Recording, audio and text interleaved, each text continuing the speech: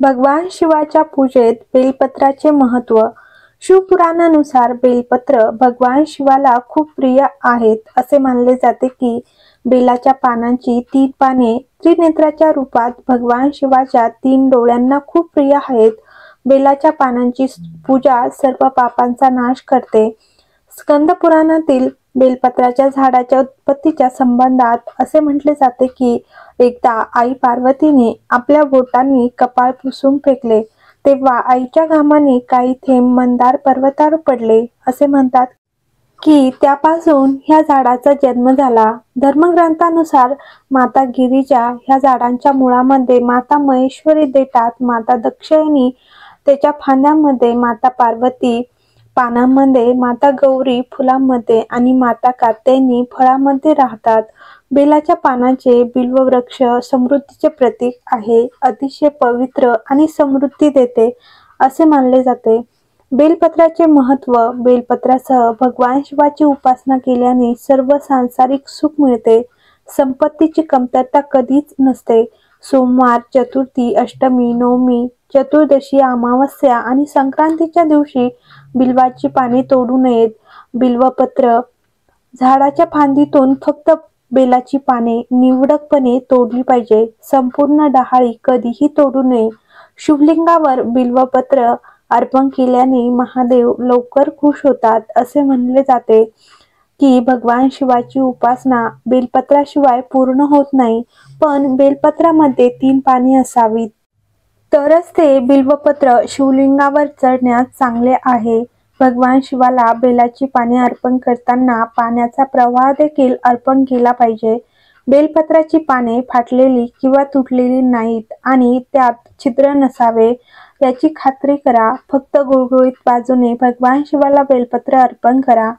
बेलपत्रावर ओम नमः शिवाय किंवा राम राम लिहून भगवान भोलेनाथांना अर्पण केले तर ते खूप सद्गुणी आहे. जीवनातील आनंद, समृद्धी आणि ऐश्वर यासाठी शिवरात्रीच्या दिवशी भगवान शिवाचा अभिषेक करा. शास्त्रानुसार रविवारी बेलपत्राची पूजा केल्याने सर्व पापांचा नाश होतो.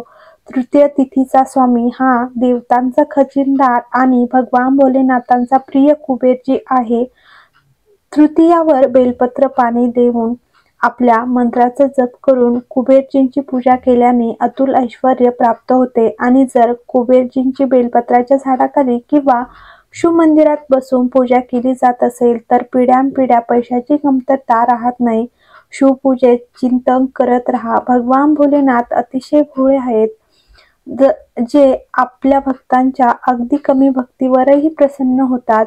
पण शिवपूजेत काही गोष्टी लक्षात ठेवल्या पाहिजेत. शिवपूजामध्ये अनेक गोष्टी, पदार्थ शास्त्रात सांगितले आहेत ज्या भगवान शंकराला अर्पण करू नयेत.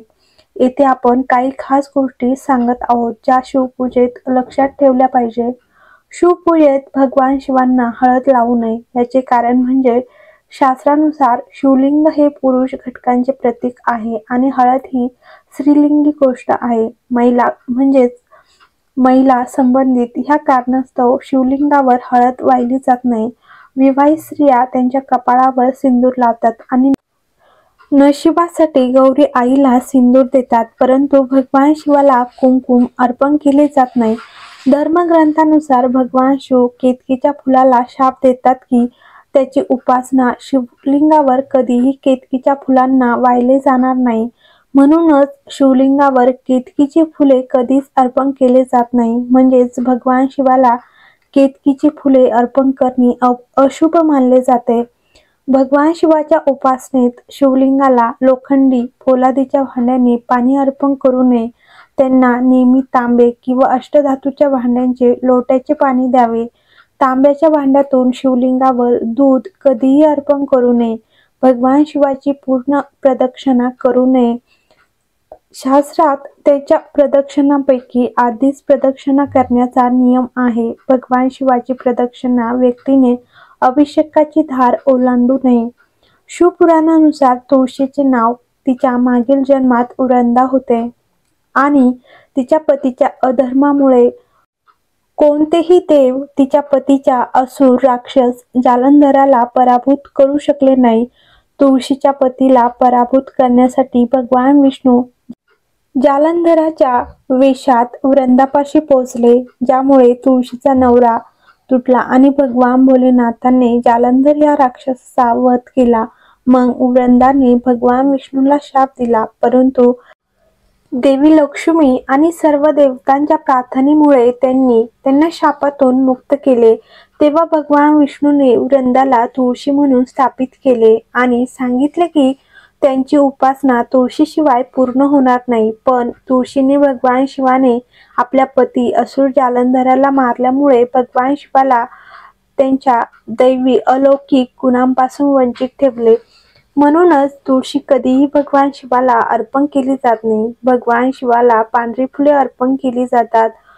शिवपुराणाच्या मते जो शिवाची पूजा करतो त्याला आयुष्यात कधीही कशाचीही कमतरता नसते. यामध्ये भोलेनाथाला खुश करणे आणि समस्यांपासून मुक्ती मिळवणे याबद्दल काही उपाय देखील सांगितले गेले आहेत.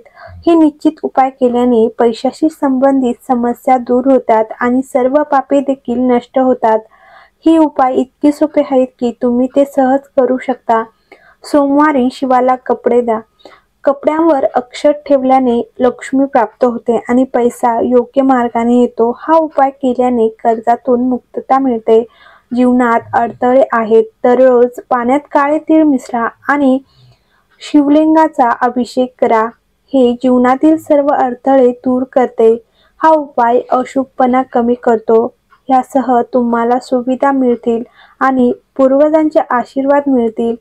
गव्हापासून बनवलेल्या पदार्थातून शिवाला भोग अर्पण करण्याचा उल्लेख शिवपुराणात आढळतो. तो सर्वोत्तम मानला जातो. गौदान केल्याने कुटुंबात परस्पर प्रेम राहते, घरातील नकारात्मकता दूर होते. हा उपाय संपत्ती वाढवतो. शुभ परिणाम मिळवण्यासाठी दररोज रात्री 11 ते 12 वाजेच्या दरम्यान शिवलिंगासमोर दिवा लावा.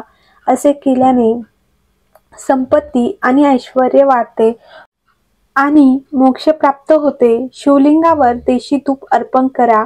असे केल्याने शारीरिक दुर्बलता दूर होते आणि आरोग्य प्राप्त होते. याशिवाय मदानी पूजा केल्याने क्षयरोगाच्या रुग्णांना आरोग्य लाभ मिळतो. शिवलिंगावर रुईचे फूल अर्पण केल्याने मोक्ष मिळतो. हा उपाय शिवपुराणानुसार सर्व इच्छा पूर्ण करतो. सर्व इच्छा पूर्ण करण्यासाठी 5 सोमवारी भगवान पशुपतीनाथांचा उपवास करावा. शिवाला समर्पित हा उपवास प्रदोष व्रत प्रमाणेच केला जातो. यामध्ये सकाळी आणि प्रदोष काळात शिवाची पूजा केली जाते. हर हर महादेव.